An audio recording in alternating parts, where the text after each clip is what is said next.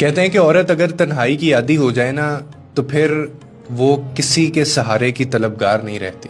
और ये बहुत ख़तरनाक बात है, क्योंकि उसके बाद ना वो इंतज़ार करती है और ना ही फिर वो किसी से शिकायत करती है, यहाँ तक कि वो किसी की मसरूफियत का भी हिसाब नहीं रखती कि कौन क्या कर रहा है, कौन कितना मसरूफ़ है, किसने टाइम निकाला, किसने टाइम नहीं निकाला। और वो किसी के वादों का बोझ भी नहीं उठाती उसके बाद।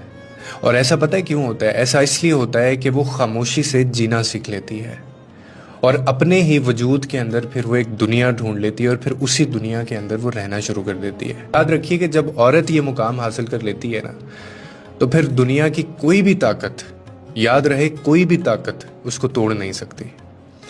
और फिर लोगों की जो गैर मौजूदगी है या लोगों के जो रवैये हैं वो उसको मुतासिर नहीं करते, और वो इन सब चीज़ों को अपनी कमज़ोरी नहीं बल्कि अपनी ताकत बना लेती है, क्योंकि वो जान लेती है कि सुकून मांगा नहीं जाता, सुकून बना जाता है, या सुकून को खुद बनाया जाता है। सबसे ख़तरनाक बात कि ऐसी औरत फिर किसी को खोने से नहीं डरती, क्योंकि वो खुद को पा चुकी होती है और उसकी जो खुशी का पैमाना होता है वो दूसरों के रवैये नहीं बल्कि उसका अपना दिल होता है।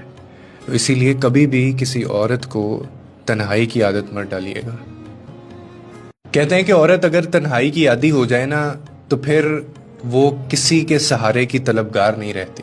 और ये बहुत ख़तरनाक बात है, क्योंकि उसके बाद ना वो इंतज़ार करती है और ना ही फिर वो किसी से शिकायत करती है, यहाँ तक कि वो किसी की मसरूफियत का भी हिसाब नहीं रखती कि कौन क्या कर रहा है, कौन कितना मसरूफ़ है, किसने टाइम निकाला, किसने टाइम नहीं निकाला।